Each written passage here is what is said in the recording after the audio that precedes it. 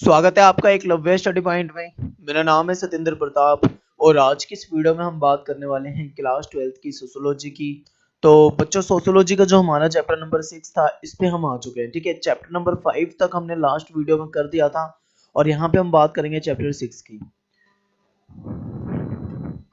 तो ये जो हमारी इंडियन वाली बुक थी, भारतीय समाज वाली बुक थी, आज के इस वीडियो में ये बुक कंप्लीट करा दी जाएगी क्योंकि ये लास्ट 6 चैप्टर ही है इसका। ठीक है, 7 तो हमारा है ही नहीं उसमें, सिलेबस में पेपर में आएगा नहीं, तो 6 को हम यहाँ पे कंप्लीट करेंगे। सांस्कृतिक विविधता की चुनौतियां, ये हमारा चैप्टर नंबर 6 है और इसको हम यहाँ पे डिस्कस करने वाले हैं। कंप्लीट चैप्टर आपको डिस्कस कर दिया जाएगा। मेन इंपॉर्टेंट टॉपिक जो है आपको यहाँ पे कवर करा दिए जाएंगे, बता दिए जाएंगे। आपके सामने टॉपिक है विविधता। विविधता जो है, विविधता का मतलब क्या होता है आपको ये मैंने पहले ही बता रखा है। देखो, हमारा देश जो है भारत, वो अनेकता में एकता वाला देश कहलाता है। क्यों? आपको पता होगा हमारे देश में बहुत ही विविधता है। विविधता मतलब वैरायटी है। जैसे कि हम बात करते हैं, हमारे देश में अलग अलग धर्मों को मानने वाले लोग हैं। संसार में 8 मेन धर्म है। ठीक है, मेन जो रिलीजन है वो 8 है और हमारे देश में 8 धर्मों को मानने वाले लोग रहते हैं। हमारे यहाँ पे अलग अलग जातियों के लोग रहते हैं। हमारे यहाँ पे अलग अलग विचारधाराओं वाले लोग रहते हैं। ठीक है, रंग रूप अलग है, पहनावा अलग है, रहन सहन अलग है, बोलचाल अलग है, तरीका अलग है, भाषाएं अलग है, संस्कृति अलग है, पुराने जो रीति रिवाज हैं वो अलग है, विवाह के नियम, बाकी नियम अलग है। इतनी सारी विविधता भारत के अंदर है। तो भारत एक विविधताओं से भरा देश है और जहां पे विविधता बहुत ज्यादा होती है वहां पे टकराव होने के चांस भी ज्यादा होते हैं। हालांकि भारत में विविधता को गलत नहीं माना जाता, लेकिन इंग्लैंड, ब्रिटेन जैसे कुछ देश हैं वहां पे विविधता को गलत माना जाता है। ठीक है, विविधता के कारण कुछ समस्याएं भी होती हैं। हमको ये याद रखना है कि विविधताओं से जो समस्या होती है वो समस्या कौन सी है। आपने क्लास 12th की पॉलिटिकल साइंस में पढ़ा था क्षेत्रवाद। अगर आपने चैप्टर नंबर 8 पढ़ा है, सेकंड बुक का क्षेत्रीय आकांक्षा, तो आपको याद होगा वहां पे क्षेत्रवाद वाली समस्या पढ़ा था आपने, अलगाववाद वाली समस्या पढ़ा था, विशेष अधिकार जो स्वायत्ता की मांग होती है वो आपने पढ़ा था, स्वायत्ता की मांग।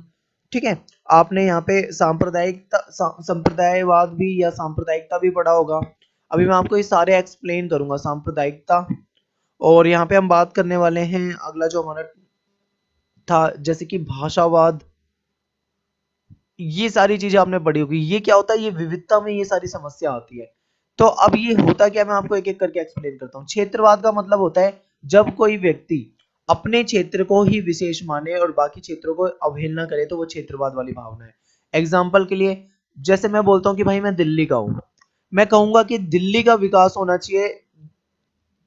अगर मैं ये कहूं कि दिल्ली का ही विकास होना चाहिए, दिल्ली का ही ध्यान रखना चाहिए सरकार को, बाकी देश से मुझे कोई मतलब नहीं है, ठीक है, बस मेरी नजरों में दिल्ली है, तो फिर ये क्या हो जाएगा, मेरे अंदर क्षेत्रवाद की भावना है। मान लो मैं पंजाब का हूँ, मैं ये कहता हूँ भाई मेरा जो पंजाब है, पंजाब ही बेहतर होना चाहिए, पंजाब में सब कुछ होना चाहिए, पंजाब का विकास होना चाहिए, बाकी देश से मुझे कोई मतलब नहीं है। तो ये जो भावना है ये क्षेत्रवाद की भावना है। कभी भी इंसान के अंदर क्षेत्रवाद की भावना नहीं होनी चाहिए, क्योंकि देखो क्षेत्रवाद की भावना ना, उसे अपने क्षेत्र से तो लगाव लगाव हो जाता है, लेकिन बाकी जो है वो भी तो हमारा देश है। अब मैं यहाँ पे देश का अगर मैप बनाता हूँ, आपने देखा होगा, इतना अच्छा तो नहीं बना है पर मैं कोशिश कर रहा हूँ बनाने की। मान लो ये देश का मैप है, मैं इस जगह पे रहता हूँ, तो क्या इतना ही होना चाहिए? देश तो भाई पूरा मेरा ही है, हमारा ही तो पूरा देश है भारत। क्या हम अपने बाकी देश के बाकी हिस्सों को ध्यान नहीं देंगे?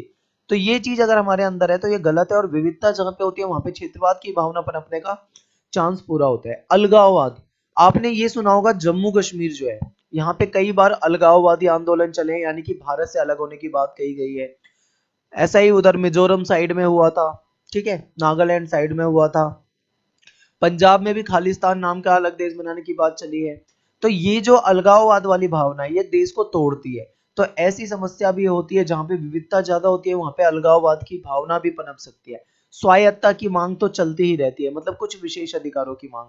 ये एक राज्य नहीं बल्कि कई सारे राज्यों में ये मांग की जाती है। ये क्यों होता है? जब देखो देश में कुछ राज्यों में बहुत ज्यादा विकास होता है और कुछ राज्यों में ज्यादा विकास नहीं होता है, तो जिन राज्यों में विकास नहीं हो पाता है उन राज्यों में विशेष अधिकारों की मांग उठना एक लाजमी है, बिल्कुल सही है, ऐसी चीजें उठती ही रहती है। लेकिन कभी कभी ये जो स्वायत्ता की मांग होती है ये हिंसक भी हो जाती है, इसमें मतलब नुकसान भी देश को हो सकता है। एक है सांप्रदायिकता। अभी हमने पढ़ा संसार में मेन 8 धर्म है और 8 धर्मों को मानने वाले लोग भारत में रहते हैं। भारत में हिंदू, मुस्लिम, सिख, ईसाई, ठीक है, जैन, बौद्ध, ये सभी धर्मों को मानने वाले लोग रहते हैं। अब ऐसे में समस्या ये आती है कि कभी कभी दो धर्मों के लोगों के बीच में आपस में टकराव हो जाता है, जैसे हिंदू और मुस्लिम आपस में लड़ जाएं, या फिर कोई और कम्युनिटी जो है वो आपस में लड़ जाए, ठीक है, धर्म को लेकर।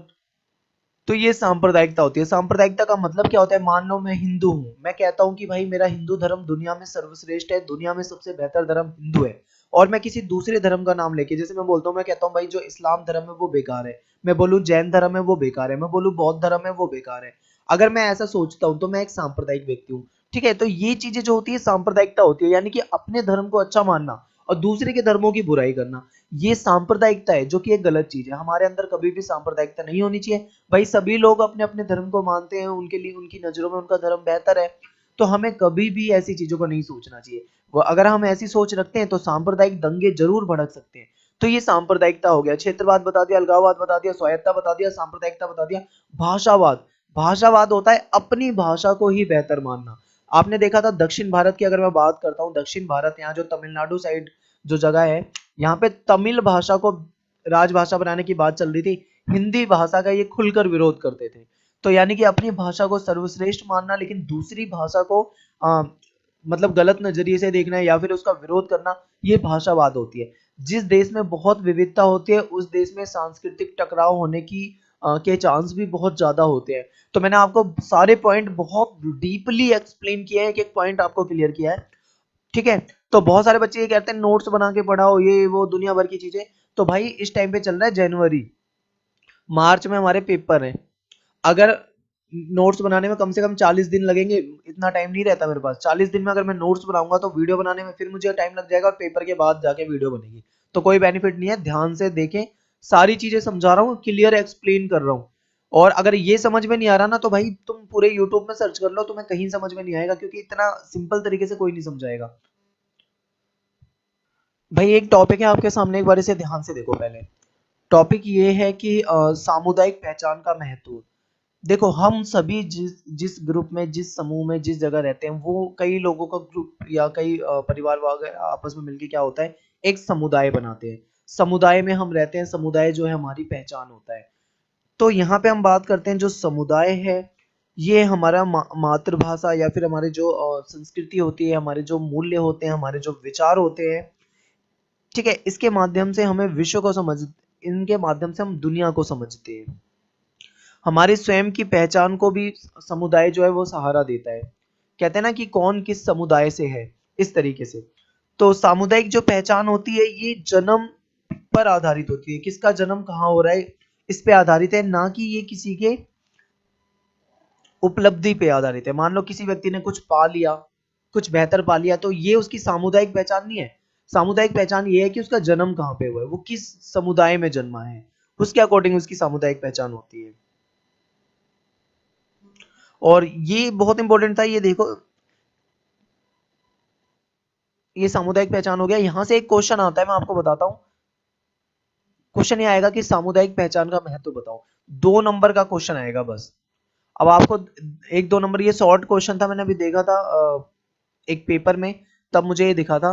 तो ऐसा क्वेश्चन आए तो आप बहुत सिंपल से तरीके में 2 लाइन में ही एक्सप्लेन कर देना कि किसी भी व्यक्ति की पहचान उसके समुदाय से होती है, विश्व में उसको समझा जा सकता है, और समुदाय जो होता है वो मतलब जन्म पे आधारित होता है, ना कि किसी की उपलब्धि पर। बस इतना बताना था आपको, यहाँ से क्लियर हो जाएगा। चलते हैं हम अपने नेक्स्ट टॉपिक पे। एक टॉपिक है हमारे सामने, राष्ट्र। बहुत ज्यादा मतलब ये इंपॉर्टेंट टॉपिक है। राष्ट्र के बारे में हम वर्णन कर सकते हैं, लेकिन राष्ट्र को हम परिभाषित नहीं कर पाते, क्योंकि राष्ट्र को परिभाषित कर पाना पॉसिबल नहीं है। बहुत सारी परिभाषाएं हैं जो राष्ट्र को लेकर बनाई गई हैं, लेकिन कोई भी एक परिभाषा ऐसी नहीं बनी जिससे कह दें कि ये राष्ट्र के लिए परफेक्ट है। तो राष्ट्र क्या होता है आपको पता है? राष्ट्र एक ऐसा मतलब ऐसी जगह है, समझ लो एक ऐसा स्थान है जहां पर साझी संस्कृति, साझे धर्म, साझी भाषा, साझा इतिहास और क्षेत्रीय संस्कृति होती है। जैसे मान लो मैं बात करता हूँ भारतीय राष्ट्र की। अब मैंने आपके सामने एक मैप बनाया है यहाँ पे, एक बार आप इसे ध्यान से देखें। यहाँ पे इस पे मैप बनाना तो पॉसिबल नहीं है, पर फिर भी मैं कोशिश कर रहा हूँ आपसे कि एक मैप बना पाऊँ यहाँ पे।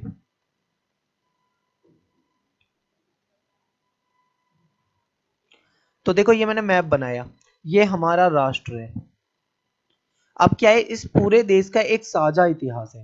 साझा इतिहास क्या है, जैसे मान लो 1857 की जो क्रांति हुई, मैं आपको उदाहरण से समझा रहा हूं, ध्यान से समझे। 1857 की जो क्रांति हुई है, ये क्रांति क्या केवल उत्तर भारत में है, ठीक है, क्या केवल कुछ हिस्से तक सीमित है, या पूरे देश के लिए है? तो ये पूरे देश के लिए है, ठीक है। ये कह सकते हैं कि उत्तर भारत ज्यादा प्रभावित था, पर ये नहीं कह सकते कि ये केवल उत्तर भारत की ही क्रांति थी, क्योंकि देश जो है हमारा पूरा है और प्रभावित भी इससे पूरा ही देश हुआ है। तो हम ऐसे बता सकते हैं कहीं ना कहीं हम इससे प्रभावित हैं। अब बात करते हैं भाषा। एक जैसी भाषा बोली जाती है, मेन भाषा जो है हिंदी, वो तो बोली ही जाती है। इसके अलावा क्षेत्रीय भाषा भी है, ठीक है, क्षेत्रीय भाषा है वो अपना अलग महत्व है, लेकिन एक मेन भाषा तो रहती ही है। फिर क्या है, यहाँ पे एक जैसी संस्कृति है, एक जैसे विचार भी हमें कहीं कहीं मिल जाते हैं, तो कुछ ना कुछ हमें साझा मिलता है। तो ये क्या होता है, एक राष्ट्र को परिभाषित किया जाता है, ठीक है। राजनीतिक संस्थान वगैरह ये जो होते हैं एक जैसे ही होते हैं। अब यहाँ पे हम बात करने वाले हैं इसके आगे टॉपिक पे, बात कर रहे थे हम राष्ट्र। तो राष्ट्र क्या होता है आपने समझ लिया है। अब यहां से हम बात करते हैं कि बहुत सारे राष्ट्र ऐसे हैं दुनिया में जहां पे एक भाषा नहीं है, ठीक है, जहां पे कोई एक भाषा नहीं बोली जाती। बहुत सारे देश ऐसे हैं जहां पे कोई एक धर्म को नहीं माना जाता है, ठीक है। बहुत सारे देश ऐसे हैं जहां पे एक जैसी विचारधारा भी नहीं है। क्या वो राष्ट्र नहीं है? तो वो भी क्या है, एक राष्ट्र ही होते हैं, ठीक है।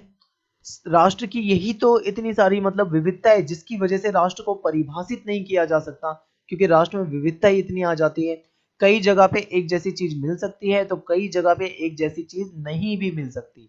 तो नहीं मिल सकती तो इसके लिए कोई फिक्स परिभाषा नहीं बनाई गई कि ऐसे बोल दो कि ये राष्ट्र की परिभाषा है।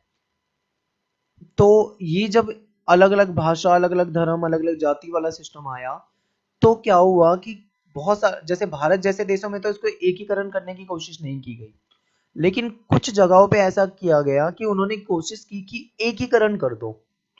एकीकरण क्या होता है आप ये समझो, यानी कि पूरे देश में एक जैसी ही भाषा बोली जाए, पूरे देश में एक जैसी ही केंद्रीय व्यवस्था हो, सरकार वगैरह, पूरे देश में एक जैसे ही मूल्यों को माना जाए, ठीक है, एक जैसा ही सिस्टम हो। ऐसा करने की कोशिश की गई कुछ देशों में। अब यहां से समझो उन्होंने ऐसा क्यों करने का प्रयास किया, क्योंकि वो चाहते थे कि एक जैसी संस्कृति हो, एक जैसी भाषा हो, क्षेत्रीय विविधता ना हो, जिससे उन्हें लगता था कि इससे देश मजबूत होगा। ऐसा उन्हें लगता है कि इससे देश मजबूत होगा, इसीलिए तो वो भारत के बारे में लोगों के ऐसे विचार थे। अगर आपको पॉलिटिकल साइंस का चैप्टर नंबर सेकंड याद है, फर्स्ट याद है, सेकंड, फर्स्ट और सेकंड इन दोनों में से ये एक चैप्टर बताया गया था फर्स्ट चैप्टर में, कि भारत विविधताओं से भरा देश है, भारत ज्यादा दिनों तक एकजुट नहीं रह पाएगा। ऐसा अगर आपने पढ़ा है तो आपने देखा होगा। क्यों नहीं रह पाएगा एकजुट? क्योंकि कहते थे भारत में इतनी सारी भाषाएं हैं, भारत में लोगों के मूल्य अलग हैं, विचारधारा अलग है, जाति प्रथा में बटा हुआ है, रीति रिवाज अलग है, तो इतनी सारी विविधता के कारण भारत एकजुट नहीं रह पाएगा। लेकिन भारत में विविधता को समस्या नहीं माना जाता है, ठीक है, इसको समस्या नहीं माना जाता। लेकिन इंग्लैंड, ब्रिटेन जैसे जो देश है वहां पे इसको, यूरोपीय कंट्री में इसको एक समस्या माना जाता है। तो ऐसे में बहुत सारे देशों ने क्या किया, उन्होंने ये प्रयास किया कि एकल राष्ट्रीय पहचान स्थापित कर दी जाए, यानी कि एक जैसी भाषा बना दी जाए, ठीक है। इससे क्या हुआ कि इन्होंने क्या किया, जो ऐसा मतलब जो बहुसंख्यक लोग हैं, यानी जिनकी संख्या जो है वो ज्यादा है, उनका महत्व बढ़ा दिया, और जो अल्पसंख्यक लोग हैं उनके महत्व को घटा दिया गया, ठीक है। और इनको जो स्वायत्ता वगैरह मिलती है वो हटा दी गई। मेन जो है, जो ज्यादा लोग हैं उनकी ही ज्यादा सुनवाई है, ऐसा कर दिया गया। और कई बार ऐसा हुआ कि पूरे देश को में एक जैसा कानून और एक जैसी न्याय व्यवस्था भी थोपने की कोशिश की गई थी, ठीक है। बहुत सारी ऐसी व्यवस्था थी जो सिंपल वैकल्पिक व्यवस्थाएं आप कह सकते हो, उनको समाप्त कर दिया गया। कई देशों में तो ऐसा हुआ कि एक ही भाषा है, एक राष्ट्रभाषा बना दी और कह दिया भाई पूरे देश में एक ही भाषा चलेगी, कि पूरे देश में भाई एक ही भाषा चलेगी, इसके अलावा कोई दूसरी भाषा नहीं चलेगी देश में, ऐसा कह दिया गया। अब ऐसे में उन्होंने एकल पहचान बनाने की कोशिश की है, लेकिन भारत में ऐसा नहीं है। भारत में क्या है कि कई सारी भाषाएं हैं, कई सारे धर्मों को मानने वाले लोग हैं, कई सारे विचार हैं। अगर आप स्टेट में भी जाते हो, राज्यों में, तो अलग अलग राज्यों में आपको कानून में थोड़ा बहुत फर्क देखने को मिल जाएगा। भारत एक ऐसा देश है जो बहुत ही अजीब, आप कह सकते हो कि इतनी विविधता होने के बाद भी देश बिल्कुल सही चल रहा है। दुनिया का सबसे बड़ा लोकतंत्र है, यहाँ पे इतनी समस्या नहीं आई है। हालांकि छोटे मोटे विवाद जरूर होते रहते हैं पूरे देश में, ये तो उन देशों में भी होते हैं जहाँ पे एकल वाली व्यवस्था है, जिन्होंने ये सारी व्यवस्था अपना रखी है, वहां पे भी ऐसी समस्या होती है। लेकिन भारत में इतनी विविधता होने के बाद भी ये सब कुछ हो पाया है, तो कैसे? हमारे संविधान, हमारे कानून और हमारी व्यवस्था के कारण। आपने देखा होगा कि ये जो हमारे देश के जो मतलब क्रांतिकारी लोग हैं, जिन्होंने देश की आजादी में काम किया था, या हमारे देश के जो शूरवीर लोग हैं, ठीक है, विभिन्न देशों में ऐसा होता है, उनके नाम पे क्या होता है, उनके नाम पे छुट्टी होती है। जैसे महात्मा गांधी थे, महात्मा गांधी के नाम पे 2 अक्टूबर को छुट्टी होती है, ठीक है। तो ये जो होता है, ये व्यवस्था जो बनाई गई, ये इसलिए बनाई गई है इनको सम्मान देने के लिए। तो ये भी इसी का एक हिस्सा आ जाता है, इसी का एक हिस्सा है। और बस ये हमारा इतना ही महत्वपूर्ण था जो आपको मैंने मेन टॉपिक बताया है, क्योंकि इस चैप्टर में कुछ भी ऐसा है नहीं जो आपको ज्यादा समझना है। ये चैप्टर बाकी चैप्टरों से काफी अलग है, और ये विविधता वगैरह वो वाली बातें हैं जो हमने पहले भी किसी ना किसी सब्जेक्ट में, किसी ना किसी चैप्टर में पढ़ रखी है। तो कुछ भी नई चीजें यहाँ नहीं है। और ज्यादा बड़ा वीडियो नहीं बनाऊंगा, सिंपल सा सारी चीजें समझा के आपको खत्म करूंगा, और फिर हमारी जो दूसरी बुक है उस बुक को हमें स्टार्ट करना है। अब हम यहाँ पे बात कर लेते हैं क्षेत्रवाद की, और क्षेत्रवाद की बात हम करेंगे भारत के संदर्भ में। आपको शुरू में ही बताया था मैंने, क्षेत्रवाद का मतलब होता है कि अपने क्षेत्र विशेष को बेहतर मानना और बाकी क्षेत्रों की अवहेलना करना, ठीक है। तो भारत जो है एक विविधताओं से भरा देश है। यहाँ पे अलग अलग धर्म के, अलग अलग जाति के, अलग अलग विचारों को मानने वाले लोग रहते हैं। तो ऐसे में यहाँ पे क्षेत्रवाद वाली समस्या भी भारत के अंदर देखने को मिलती है। और भारत में अगर हम बात करें क्षेत्रवाद की, तो ये एक ऐसा मतलब आप कह सकते हो एक ऐसा संवेदनशील टॉपिक है जो कि कई बार देश को खतरा भी पहुंचा सकता है, ठीक है। अगर आपको याद हो नॉर्थ ईस्ट की, मैंने पॉलिटिकल साइंस में पढ़ाया था, नॉर्थ ईस्ट के जो राज्य हैं वहां पे क्षेत्रवाद की भावना ज्यादा पनपी थी। और क्षेत्रवाद जो पनपता है वो, इसके पीछे एक रीजन विकास भी हो सकता है। क्यों? क्योंकि अगर विकास नहीं होता है किसी राज्य में, किसी राज्य में ज्यादा होता है, किसी राज्य में कम होता है, तो ऐसे में उन लोगों के मन में क्षेत्रवाद की भावना हो सकती है कि उन्हें लगता है भाई हमारे क्षेत्र के लिए विकास नहीं किया गया है, सरकार को केवल हमारे क्षेत्र का विकास करना चाहिए। इस तरीके की समस्या आपके सामने आ सकती है। तो ये बहुत सिंपल था, ज्यादा इसमें कुछ समझना नहीं है। एक मुद्दा ये आ जाता है कि अल्पसंख्यकों का दो वर्ड होते हैं, एक तो होता है बहुसंख्यक और एक होता है अल्पसंख्यक। बहुसंख्यक वो होते हैं जो संख्या में ज्यादा हो, जिनकी संख्या ज्यादा हो। जैसे हिंदू हैं, उनकी संख्या ज्यादा है तो वो बहुसंख्यक है। और किसी की संख्या कम है, तो अगर आप जैन धर्म के लोग देखेंगे, ठीक है, बौद्ध धर्म के लोग देखेंगे, सिख धर्म के लोग देखेंगे, तो आपको इनकी संख्या जो है वो क्या मिलेगी, काफी कम मिलेगी। तो ये अल्पसंख्यक कैटेगरी में आते हैं, और ये बहुसंख्यक कैटेगरी में आएंगे हिंदू लोग। तो ये थोड़ा सा हम यहाँ पे अल्पसंख्यकों को बारे में पढ़ेंगे और अल्पसंख्यकों की समस्या पढ़ेंगे।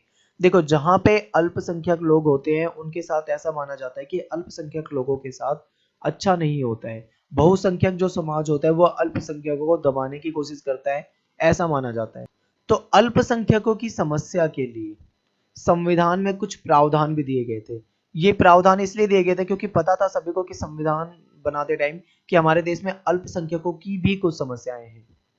तो ऐसे में क्या हुआ, ये जो अल्पसंख्यक लोग थे इनको संविधान के तहत संरक्षण प्रदान किया गया, ठीक है। संरक्षण इनको क्यों दिया गया? क्योंकि ये सांस्कृतिक रूप से, धार्मिक रूप से और संख्या के रूप से, हर हर किसी भी रूप से देखो आप, तो ये लोग जो होते हैं समाज में क्या होते हैं, ये कमजोर होते हैं। इनकी जो स्थिति होती है वो उतनी अच्छी नहीं होती है। ऐसे में इनको बचाने के लिए, इनका विकास करने के लिए इनको संरक्षण प्रदान किया गया था, सॉरी, हमारे संविधान के द्वारा। तो आर्टिकल 29 जो है संविधान में, उसमें कहा गया है कि भारत में किसी भी जगह पर रहने वाला कोई भी नागरिक, ठीक है, अगर वो अल्पसंख्यक है, उसकी विशेष भाषा, लिपि, संस्कृति, धर्म कुछ भी हो, उसको उसे बनाए रखने का अधिकार होगा, ठीक है, ताकि उसकी जो संस्कृति है वो खत्म ना हो, वो चीजें बनी रहें। इसलिए उसको अपना जो भी लिपि, धर्म, जाति, व्यवस्था जो भी है उसको बनाए रखने का पूरा अधिकार होगा, संरक्षण होगा। ये है आर्टिकल 29 में। अगर मैं यहाँ पे बात करता हूँ, एक और इम्पोर्टेंट टॉपिक याद आ गया मुझे। आपने मौलिक अधिकार पढ़ा होगा, हमने 11th क्लास में मौलिक अधिकार पढ़ाया था। मौलिक अधिकार में क्या था कि जो अल्पसंख्यक लोग हैं इनको एक अधिकार दिया गया था कि ये अपने स्कूल कॉलेज या शिक्षा के लिए जो भी संस्थान है उनको खोलने का इनको अधिकार होता है। ठीक है, शिक्षा संस्थाओं में इनको अपने शिक्षा संस्था खोलने का अधिकार होता है, शिक्षा देने का अधिकार होता है। और ये इसीलिए किया गया था ताकि इनके साथ जो गलत होता है वो चीजें ना हो पाए। ठीक है, और जो सरकार के जो सरकारी शिक्षा संस्थान है वहां पे भी इनको दाखिला दिया जाएगा, इनके साथ किसी तरह का कोई भेदभाव नहीं किया जाएगा। ये सारा आर्टिकल 29 में बताया। तो ये इंपॉर्टेंट टॉपिक जो था ये मैंने आपको बता दिया। आर्टिकल 30 में यही बताया गया कि शिक्षा संस्थाएं जो है, ठीक है, इनको शिक्षा संस्थाओं में एडमिशन मिलेगा, या अपनी शिक्षा संस्था खुद भी स्थापित कर सकते हैं, ऐसी बातें दी गई थी। अब अगला टॉपिक डिस्कस कर। अब टॉपिक आ गया हमारे सामने सांप्रदायिकता। ये मैंने आपको शुरू में ही बता दिया था। सांप्रदायिकता होता क्या है पहले ये समझ लो। जब कोई व्यक्ति अपने धर्म को बहुत अच्छा बताए लेकिन दूसरे के धर्मों को अच्छा ना बताए, वो सांप्रदायिक व्यक्ति होता है। मैंने आपको एग्जांपल दिया था कि मैं कहता हूँ कि मेरा धर्म बहुत अच्छा है, अगर मैं ये कहूंगा कि दूसरे धर्म बहुत बेकार है तो इसका मतलब मैं एक सांप्रदायिक व्यक्ति हो जाऊंगा। तो हमें कभी भी किसी दूसरे के धर्म का अपमान नहीं करना चाहिए, हमें किसी की धार्मिक भावनाओं को ठेस नहीं पहुंचानी चाहिए। ठीक है, तो सांप्रदायिकता आप अच्छे से समझ गए होंगे, ये धर्म से संबंधित होती है। सांप्रदायिकता एक ऐसी आक्रामक विचारधारा है जो धर्म से जुड़ी है। कई बार देश में धार्मिक झगड़े भी हो जाते हैं। आपने देखा होगा दो समुदायों के बाद बीच, जैसे हिंदू और मुस्लिम के बीच में अगर धर्म को लेकर लड़ाई हो जाए तो ये सांप्रदायिकता है। मुस्लिम एंड सिख के बीच में ऐसी चीजें देखने को मिलती है। कई बार अन्य धर्मों के बीच में भी ये चीजें देखने को मिलती है। तो ये एक सांप्रदायिक समस्या बन जाती है, ये बहुत बड़ी समस्या बन जाती है। तो भारत में भी ऐसी समस्या कई बार सामने आई है। आपको पता है 1984 में सिखों को मारा गया था। सिखों के साथ कितना ज्यादा मतलब हिंसा हुई थी उनके घर में। एक कई घर तो ऐसे थे जहां पे एक भी पुरुष नहीं बचा था, यानी स्त्रियां स्त्रियां बची थी। ठीक है, इसमें क्या होता है, लड़ाई झगड़ा, धर्म, धार्मिक लड़ाई झगड़ा, कट्टरता, बलात्कार, मारकाट, हमले, ये सारी चीजें चलती रहती है। तो 1984 में सिखों के साथ, अगर आपको गोधरा कांड याद है, पॉलिटिकल में ये सारा ही हम पढ़ चुके हैं, 2002 का गोधरा कांड, जिसमें वो कार सेवक वाला मुद्दा था। अगर आपको सारी चीजें याद आ रही हो, ऐसा कहा गया था कि मुसलमानों ने कार सेवकों के बोगी में आग लगा दी। ठीक है, और बाद में फिर मुसलमानों के प्रति जो हिंसा हुई, जिसमें काफी ज्यादा मतलब लड़ाई झगड़ा हुआ था। तो ऐसी चीजें जो होती हैं ये सांप्रदायिक दंगे कहला लो। या इसको भी छोड़ो, आप याद करो जब हमारा देश आजाद हुआ था 1947 में, हिंदू और मुस्लिमों के बीच में आपस में खूब लड़ाई हुई थी। ठीक है, हिंदुओं ने मुस्लिमों को, मुस्लिमों ने हिंदुओं को मारा।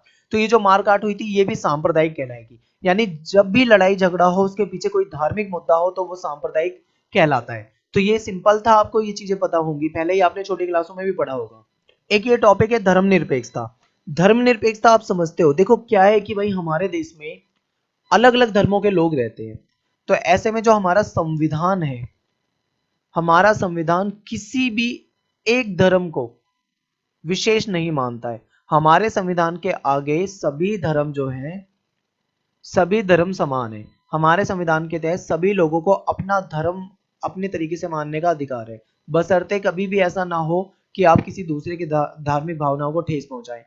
हम क्या कर सकते हैं, अपने धार्मिक संगति कर सकते हैं, यानी कि हम अपने जो ये सत्संग वगैरह होते हैं ना, पूजा पाठ, हम अपनी पूजा पाठ अपने तरीके से कर सकते हैं, कोई दिक्कत नहीं है। लेकिन किसी को नुकसान नहीं पहुंचना चाहिए, बस हमें इस चीज का ध्यान रखना। ब्रिटेन वगैरह जैसे यूरोपियन कंट्री की बात करें तो वो चर्च जो था, चर्च उनके लिए सबसे ऊपर था। चर्च को वो अपनी राजनीतिक व्यवस्था से अलग रखते थे और वहां पे अलग सिस्टम था। क्लास 11th हिस्ट्री में आपने पढ़ा है। लेकिन भारत है, भारत में ऐसा कुछ नहीं है। भारत में विभिन्न धर्मों को मानने वाले लोग रहते हैं, सभी को समान अधिकार है, किसी के साथ धार्मिक रूप से कोई भेदभाव नहीं होगा, ऐसा हमारा संविधान कहता है। देखो सत्तावादी राज्य, आपने ये पॉलिटिकल साइंस में जो सोवियत संघ वाला चैप्टर पढ़ा था, आपने पढ़ा था कि कम्युनिस्ट पार्टी के अधिकारी सत्तावादी हो गए थे।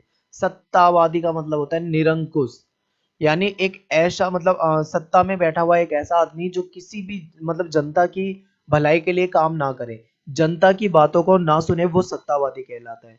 यानी सत्तावादी जो होता है वो लोकतंत्र नहीं होता, वहां पे लोकतंत्र के खिलाफ होता है।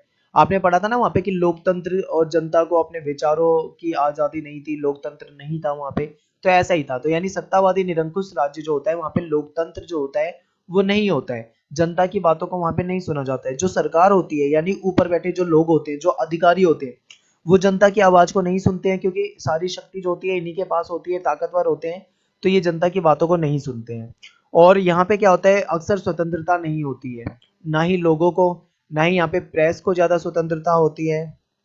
ठीक है, यहाँ पे क्या होता है कि सत्ता का गलत इस्तेमाल किया जाता है, सत्ता का दुरुपयोग किया जाता है, और कानून व्यवस्था में दखल अंदाजी की जाती है, नागरिकों के साथ गलत होता है, नागरिकों को विचारों की अभिव्यक्ति नहीं दी जाती है। तो ऐसा जो शासन होता है उसे सत्तावादी शासन कहते हैं, और ये शासन जो होता है ये बहुत ही बेकार शासन होता है। ऐसी शासन व्यवस्था में कोई भी देश कभी भी अपना विकास नहीं कर पाता है, ना ही जनता वहां पे विकसित हो पाती है।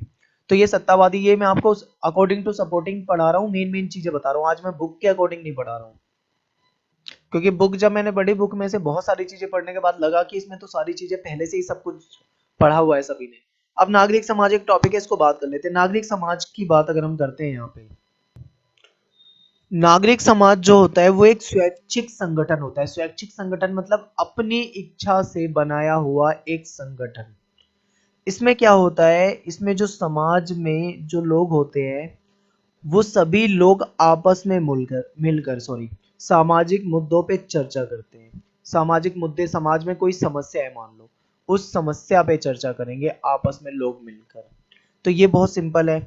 और यहाँ पे क्या है कि जो गैर सरकारी संगठन संस्थाएं हैं, जैसे कि एनजीओ जो होती है, नॉन गवर्नमेंट ऑर्गेनाइजेशन, या फिर राजनीतिक पार्टियां हो जाएंगी, मीडिया हो जाएगी, ये सारे होते हैं, इनसे रिलेटेड होते हैं। ठीक है, ये सभी मिलकर क्या करते हैं, समाज की भलाई के लिए काम करते हैं। आप यही समझ लो, सिंपल हो जाएगा। एनजीओ आपने देखा होगा, एनजीओ क्या करते हैं, देखो पहले आप यहां समझ लो, आपको टॉपिक क्लियर हो जाएगा।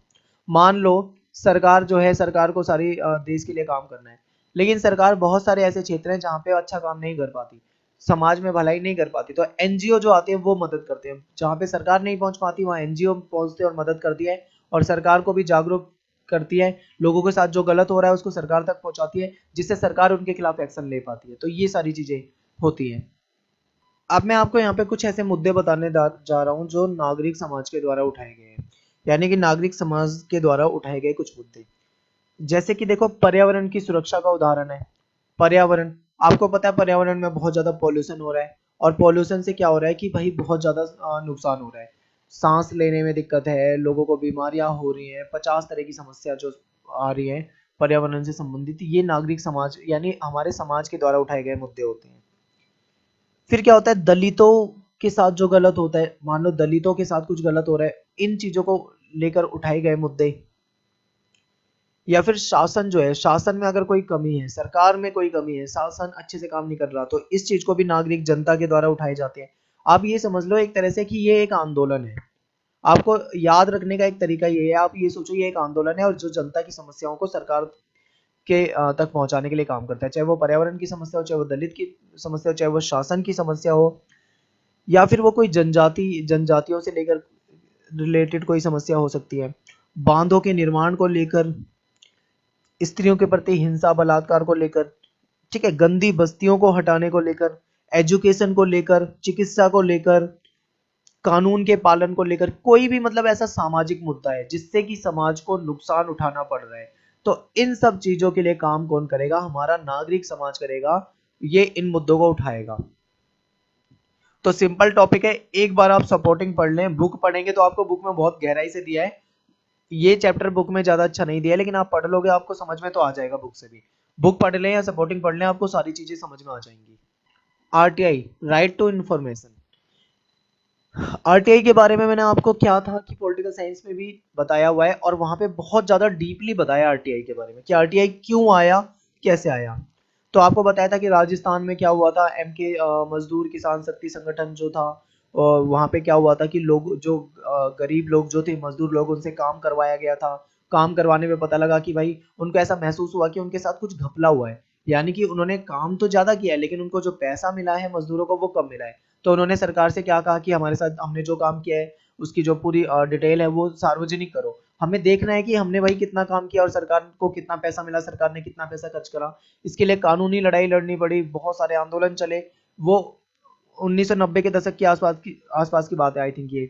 लेकिन ये धीरे धीरे धीरे धीरे लंबा समय लगा, 2004 में जाके एक कानून बना था लेकिन वो नहीं चल पाया, फिर एक 2005 में जाके कुछ चीजें आई, तब जाके आरटीआई लागू हुआ। आरटीआई का मतलब होता है राइट टू इन्फॉर्मेशन, यानी कि जो नागरिक है उसको जानने का अधिकार है, उसको सूचना का अधिकार है। ठीक है, ये जो है सूचना का अधिकार क्या होता है कि इससे ना हम सरकार से या फिर किसी सरकारी विभाग से जानकारी ले सकते हैं। मान लो सड़क विभाग है, उसने सड़क बनाने का काम किया, तो हम आरटीआई लगाएंगे। आरटीआई लगा के हम उससे इंफॉर्मेशन लेंगे कि भाई तुमने इतनी सड़क बनाई, हमने जो टैक्स दिया वो पैसा कहाँ जाता है, सड़क बनाने में तुमने कितना खर्च करा, कितना टाइम लगा, मजदूरों को कितना दिया, कहाँ किया, जो भी आप डिटेल जानना चाहते हो। आपको एक आरटीआई लगानी होती है, सिंपल एक एप्लीकेशन लगा के 10 रुपए आई थिंक उसकी फीस होती है। और ये सब करके उसके बाद क्या होता है कि 30 दिन के अंदर आपको ना उसका जवाब मिल जाएगा। लेकिन अगर 30 दिन के अंदर उसको जवाब आपको नहीं मिलता है, तो जिस जिस भी अधिकारी के को उसका जवाब देना होता है, उसके बाद उसको पेनल्टी लगने लग जाती है 30 दिन के बाद, हर दिन के हिसाब से। वैसे तो आपको 30 दिन में जवाब मिल ही जाएगा। ठीक है, तो आरटीआई जो होता है उसमें जवाब देना होता है। तो ये सूचना का अधिकार होता है, ये लोकतंत्र में एक बहुत अच्छा कदम है। लोकतांत्रिक देश में, लोकतंत्र में सूचना का अधिकार एक बहुत बड़ा हथियार है, बहुत बड़ा कार्यक्रम आप समझ सकते हो। तो ये जो था भाई, ये बहुत ही मतलब आसान टॉपिक था। इसमें जो मेन जो पेपर में पूछे जाते हैं टॉपिक, वो सारे टॉपिक मैंने आपको यहाँ पे करवाए हैं।